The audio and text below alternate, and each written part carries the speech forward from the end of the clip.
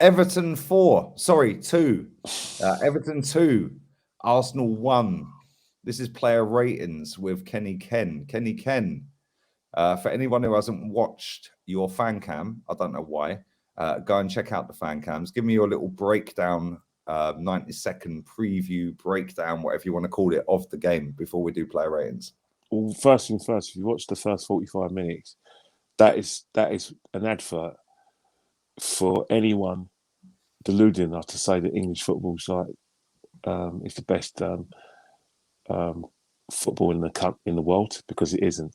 Because if that's the advert for the Premier League, then that the sponsor will pull out, because it was an awful game in all levels. The quality of passing was poor.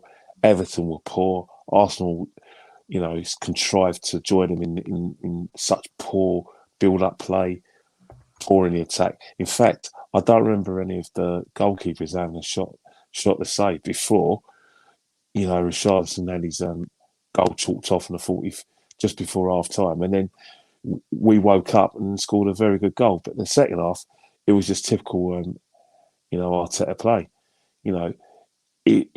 I think the only person in the country that didn't realise that Everton had lost virtually lost consecutive amount of games since September, and since the end of September, is Mikel Arteta, because got battered by Liverpool. Watford went there and ruined them, and they're just basically there for the taking. This has got to be one of the worst Everton sides. Remember, no Dominic Calvert-Lewin. I repeat, no Dominic Calvert-Lewin. And the only player that Rafa spent money this season was Damari Gray. And even let's factor in the fact that their fans weren't even interested in the match. They were interested in the 27th minute of doing a walkout or a protest to protest the fact they hadn't won by next year. It'd be 27 years since Everton won a trophy. So this wasn't actually a football match. This was a protest for them to make a point, because guess what? They actually gave this up. This was a free hit for them, because they didn't expect to beat us. They didn't expect to beat us because they were so short after what they've been witnessing, the rubbish that they've been serving up, both home and away. This was no way were they expecting to win this. But guess what? A team that is basically full of loan players or players that Rafa Benitez hasn't even bought. They were saying about all the players that, they're a combination of the 7 previous managers at the football club.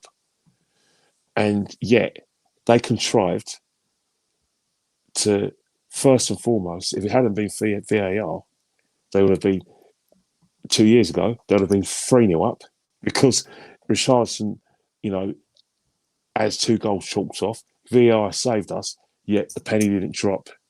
Even when Nketiah missed that chance. And we're going to get to Nketiah as well. I mean, a week ago, we were talking about being a point behind West Ham to get in the top 4. Man United were nowhere, Spurs were nowhere yet. Within 2 weeks, Spurs have gone above us.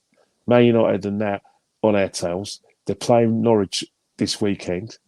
We've got Southampton in between them. So they've got a new common denominator. Both teams got a new manager. But let's laugh at Spurs and let's laugh at Man United instead of worrying about ourselves. We were saying this for a long time, that if we do not improve in the last third, that this is going to come back and bite us. And alas, it came back to bite us. And I'm going to say I told you so, because, you have to be concerned about the fact that at the end of the day, being compact and difficult to beat is excellent up until a point. But if that's what you want as a manager, that's fine. But if you want to get in Europe and attract better players, or get in the top 4 to attract the top players, you can't get into these positions playing football like this. It can't happen. 100%, mate. I don't disagree with anything you just said. Let's get into player ratings. Let's go with Aaron Ramsdale. You know what? Aaron Ramsay is he's part of the 11. I'm not saying he had anything to do with us losing the game, but teams have to win together and they have to lose together as well. He couldn't do nothing about the goals, and he certainly didn't have any chance for those goals that were chalked off. The fact is that you could say, that his handling was okay. The little he had to do, he did okay, but I could only give him a 5. But that's not a criticism of him, but you know, the whole team is in a doctor day, and everyone has to take their one length for the blame because it's a team game. 100%. Let's go to Kieran Tierney. He was back in the team today. He got an assist for Odegaard's goal. Got subbed Well, in the second half. the fact that he lasted 60 minutes says a lot about the fact that the reason why Mick Arteta's was happy to play Tavares. He's probably rushed Tierney back because Tavares has been struggling. But if little Tierney did was fine. Created a chance. In terms of the right hand side, him and Gordon had a bit of a battle. I thought it was a 50-50 battle. I thought he held his own against Gordon. But then again, we're talking about Kieran Tierney, who we were saying is probably one of the best left backs in the country. It should be. He's holding his own against Gordon, holding his own. I'm going to give him a 6, but come on. We've got to expect better from that. I know he's just come back with fitness, but he's had enough time to bed himself in and build up his fitness. You've got to complete games like this now, mate. It's not as if you've been overplayed. You've been given an extended rest because of your injury problems. 100%. Let's go to the opposite side. Tommy Asu. Well, people are going to talk about the fact that there was an incident off the ball, but did it affect his game? I didn't think so. I thought he did a very good job. He did his best to contain Gray. He also did his best to contain Gordon, who played at left back. In fact, he did quite a competent job. But when it matters, let's factor it in. Those 2 goals came on each side of the pitch. Twice Damari Gray's cut in. Once hit the bar and Rashan's got the equaliser. But the second time, what happened with their equaliser, and you're still showing him on that right foot. And you're showing him and showing him and showing him, and you're expecting, which is presumptuous, people to get you out of trouble. Doesn't work like that in football. You've got to take responsibility and say, look, he wants to go on his right foot, so I'm not going to let him go. I'm going to show him down the left, because if he cuts on his right foot, it's an injury time. He has a shot and goal, so you've got to take your part of the blame. Don't get me wrong, it's a different phases of play, which led to that goal. But you have, as a defender, you've got to do better than that. You're an experienced player now. And I'm not just saying in this Premiership. You've been bought ordinary for your experience and enthusiasm. That goal alone, I can only give you a 5, mate. You would have had a better mark because you actually did quite well. But let's go Ben White. Ben White, wasn't great today. Let's face it, he wasn't great. Normally he's been quite solid, but there was an incident when Everton could have gone 3-1 up, where he let the ball bounce and he got himself bullied and beaten up by Richarlison. And let's face it, Richarlison did a job on him, and Gabriel as well. So for me, this is Ben White's worst performance since his revival. So I'm going to give him a 4. Gabriel? Pathetic. Let's face it, mate. So, gave the ball away in certain situations. Allowed himself to get rummy, messed around, head spun. I'm giving him a 4 as well. I'm not going to lie. Everton don't get back in this game if we're defending as well as a team. It'd be deluded for me to say anything else. Let's move into midfield. Thomas Partey. Thomas Partey is an enigma. He does a lot of good things he does, but there's a lot of bad things he does as well. And, don't get me wrong, his partner in crime, I'll be dealing with him later anyway. But Thomas Partey, again, you've got to man up, mate, because you're in your second season. It can't be just a manager. It can't be all the manager. We know the manager's going for a good time and he's making some decisions that are questionable, but take some, grow a pair, mate, and take responsibility for your performance. If it's fitness is an issue, then get yourself fitter. Learn the game. Don't work harder in training. Ask questions of people. See if they can, give you some help. Maybe do something extra and improve your fitness or your understanding. You know what I mean? You have to take responsibility for it. We're not this great team that are winning trophies after trophies and challenging for Europe and challenge for titles where we can carry people. Sometimes, mate, you're on your own, mate. We can't carry you, keep on carrying you, Thomas. I'm going to give you a 4. Can't carry you, mate. Let's move to the much maligned Granit Xhaka back in the Well, team. the thing about it, right, there were some things he did was okay, but it was his usual self. You know, I don't care what anyone says, right? People say, I don't care what anyone says. Ben White, if you look at them, they're actually just showing the goal right now, right? They're showing the winner.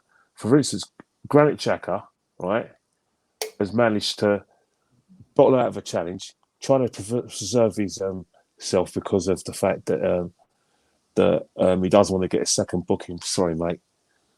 You know, you done it. I'm not asking you to go and foul him, but just get in his way and don't let him have a situation. Look at it. We're showing it again. Granit Xhaka's just jumped out of the way, and then he's assuming that Ben White is gonna deal with that situation. But what's happened by Granit Xhaka moving out of the way, Ben White is caught on the back foot, and he's managed to slice past Ben White, and then Ben White's trying to get back because guess what?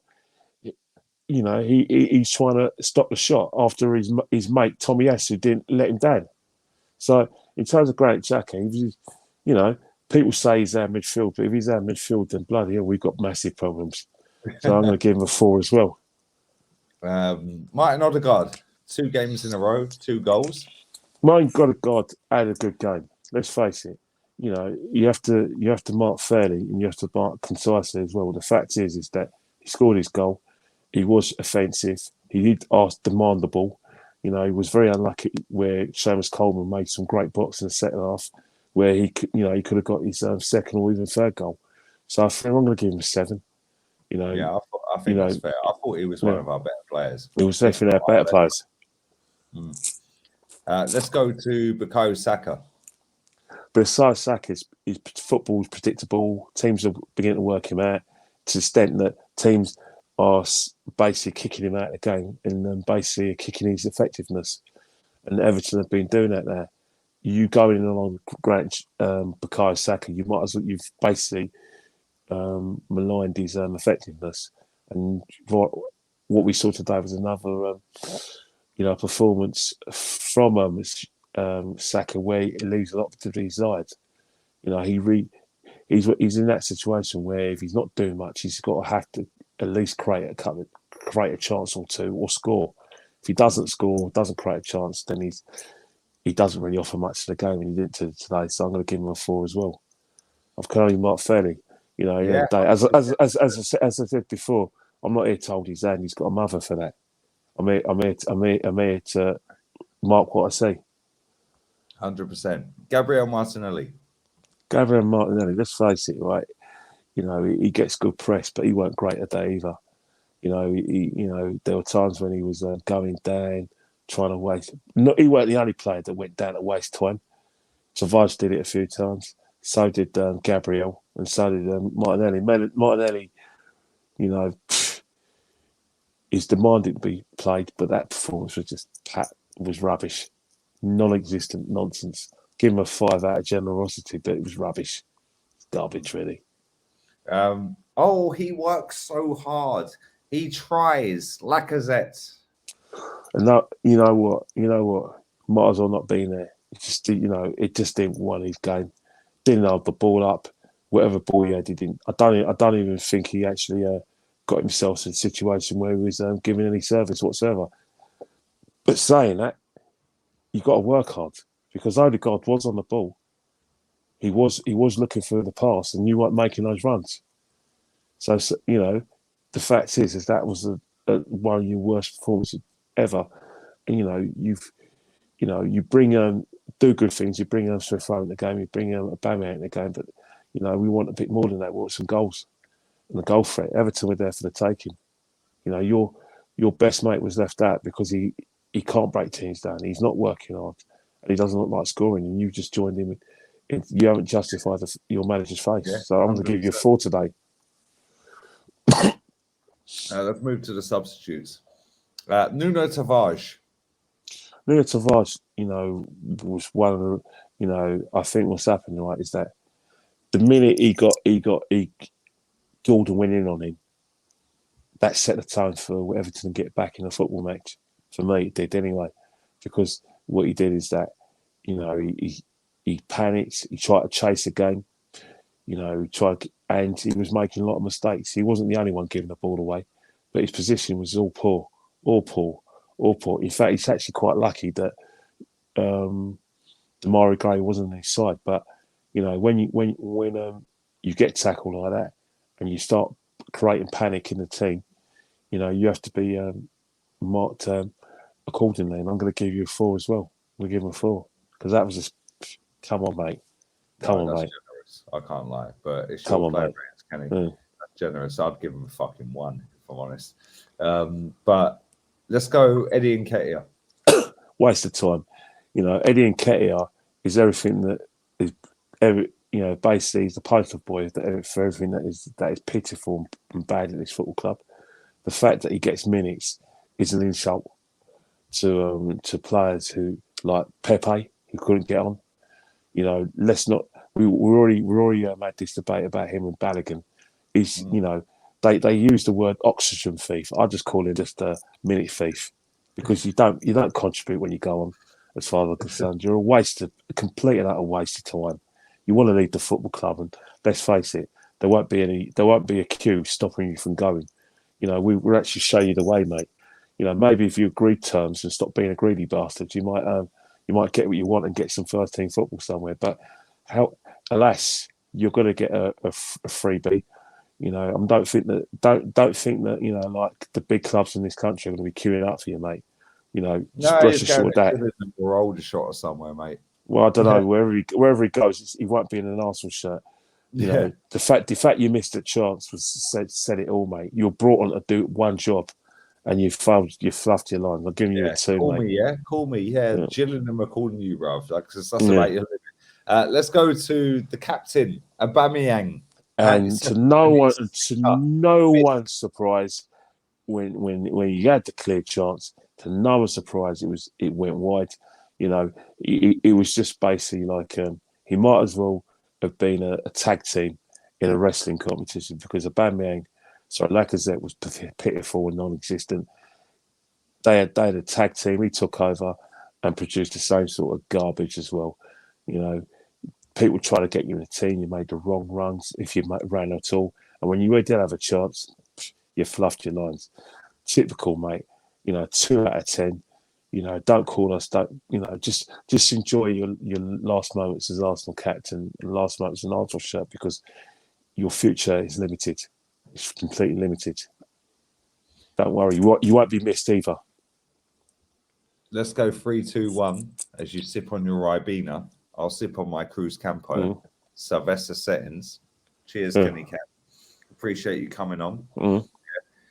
And I know that you stopped drinking when you were 40. I'm 40 next year. Maybe I need to take a leaf out of your book. Trust me, it'll be a bet. Your airways are open.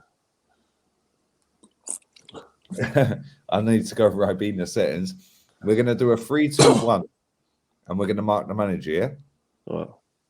3, 2, 1, 0. 1.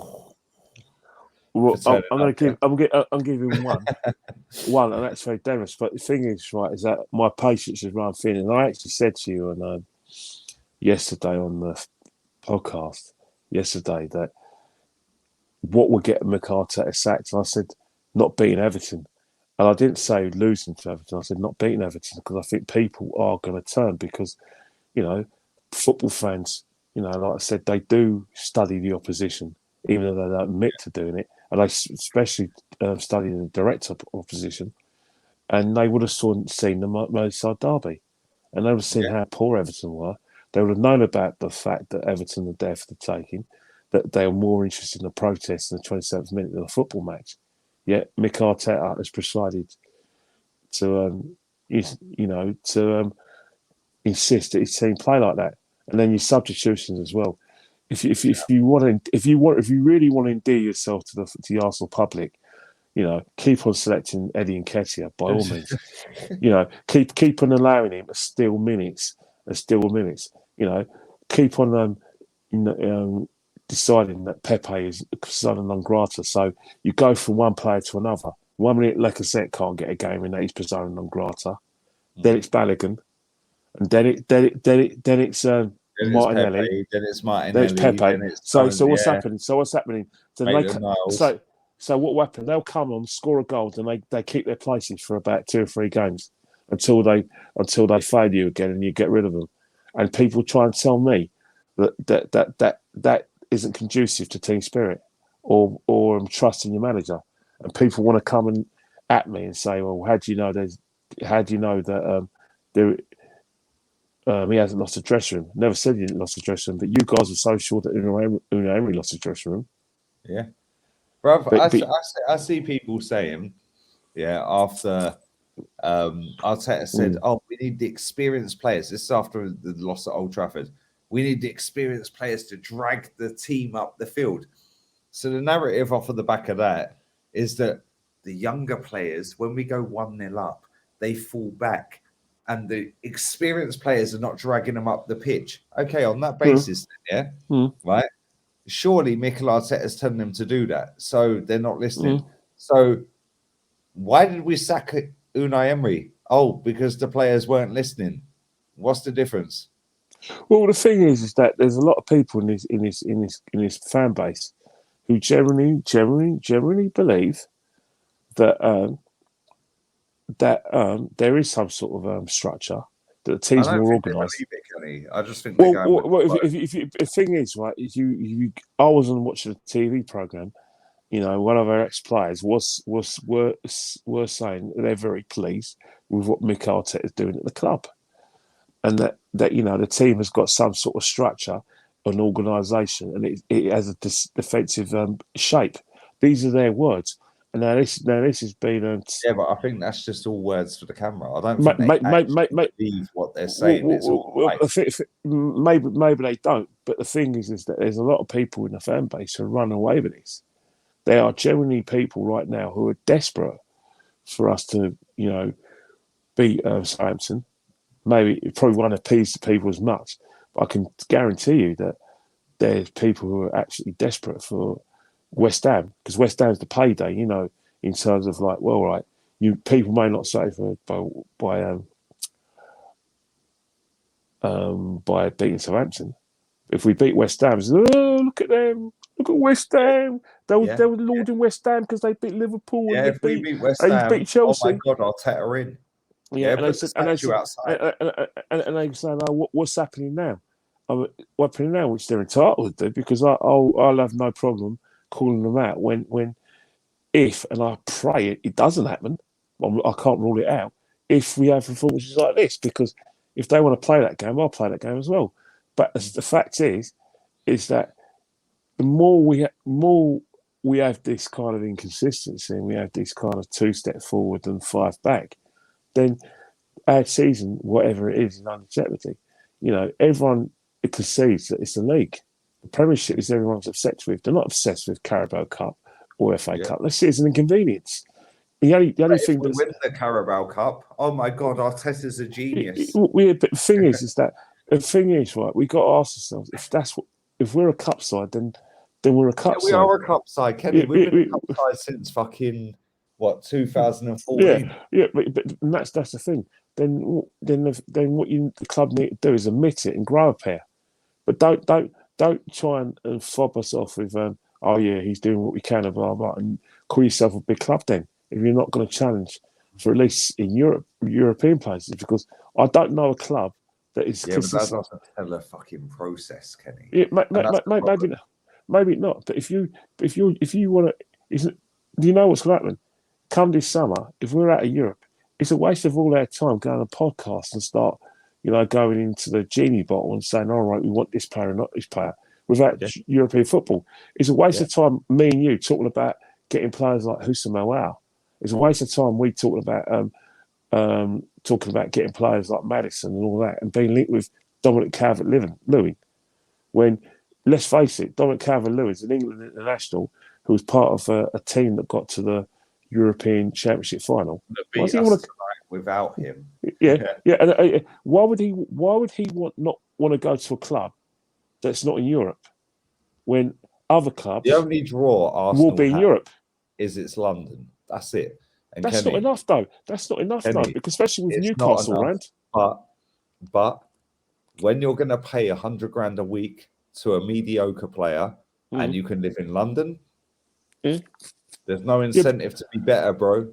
Real talk. It's not nice if it's better, but what's happened is that you're dragging the quality and the ambition of football club. Yeah, down. but they don't care. They don't give a shit. Obviously, clear not. But there's going to be a time when the well is going to run dry. It happens at all clubs. The world's running dry now, bro. I know that, and you know that, but the board don't know that. If they're going to go down the commercial route that Man United did, even if Man United got in the Champions League occasionally, got in the Europa League occasionally, they never were out of Europe except for one season under David Moyes. Apart from that, they've always been in Europe in one way or another, be it the Europa League, mostly in the Champions League. They won a few trophies under Mourinho, been runners-up in a few finals as well. But at Arsenal, we're running a situation where we need to win the FA Cup. We need to win the League Cup because in the league, we're nowhere. We're not going to get any because West Ham are now, despite the fact they're shadow boxing the Champions League, everyone half a brain will know that it's Europa League they want. They want the Europa League because it brings in revenue and enables Moyes to get a better calibre of player where, he can't keep relying on players like Fornells and Lanzini. He can get an upgrade on Lanzini and on Fornells and someone as good as Darren Bowen if he's in Europe. Now, Arsenal are going to run the risk of not having been able to do that because guess what? You're going to have the indignity of, well, I'm going to go Newcastle now because they're offering me more money. And I'm going to go West Ham because, yes, they're in London, but they're in the Europa League.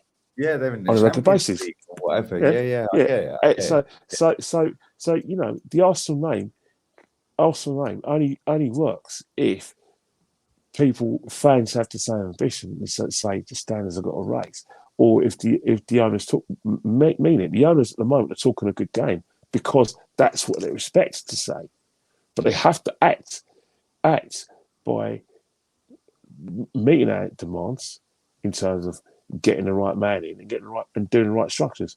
But I think, despite the fact we know that Kroenke spends a lot of money, I do generally think that the only way we're going to challenge is if we get a new owner with fresh ideas who's going to be ambitious enough to say, right, well, the fan base raise their fucking standards. Sack this manager. You know what? The fan base, I think we can't wait around for them.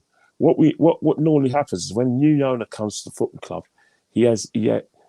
they're one of those people who, despite the fact they say they won't interfere, they will interfere because they're going to think, right, I spent £1 billion in this club, so I want £1 billion manager. I don't want this guy. They will do, and that's what it's going to have to take to get rid of Mikel Arteta, and to get the right people behind the scenes because they want to stay at the top.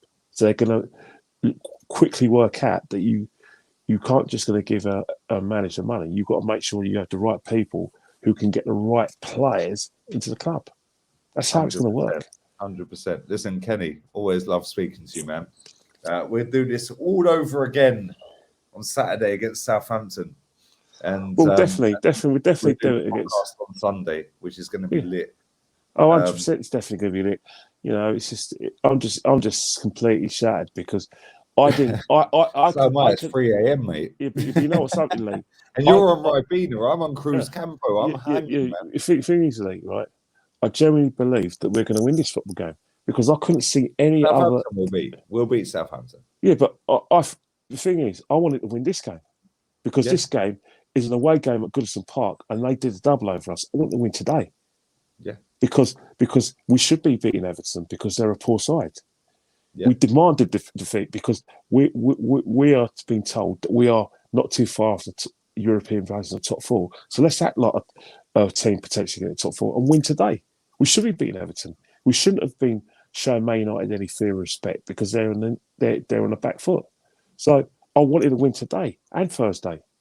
And I can't get those results back. Mate. It's all a free hit, Kenny. It's a free hit. Listen, Kenny, love you, man. Appreciate you coming on. Yeah. Always respect you, man. I know it's 2 a.m. UK time. It's 3 a.m. Don't worry about it, mate. Don't, Yeah. don't worry I about it, know mate. It's all good. you're drinking Ribena, so it's all right. I'm on the Cruise Campo, mate, and I've done about 12. So Well, you know what's that? You know I what's hear happening, my right? alarm, and Terry gets me on the football terrace tomorrow at 1 Well, p.m. what's happening? You're going to get dehydrated, so drink more of these and have some juice. I've got 5 liters of water in the fridge, so I'll just some of that. We'll drink that instead of the booze, man. Arsenal can't ruin your health. Yeah, They ruin come your on, mind, bring not up your Kenny health. Ken. Yeah, come on. Listen, love, rate you, man. Speak Appreciate soon, you right? coming on. Arteta out. I'll take her out, definitely.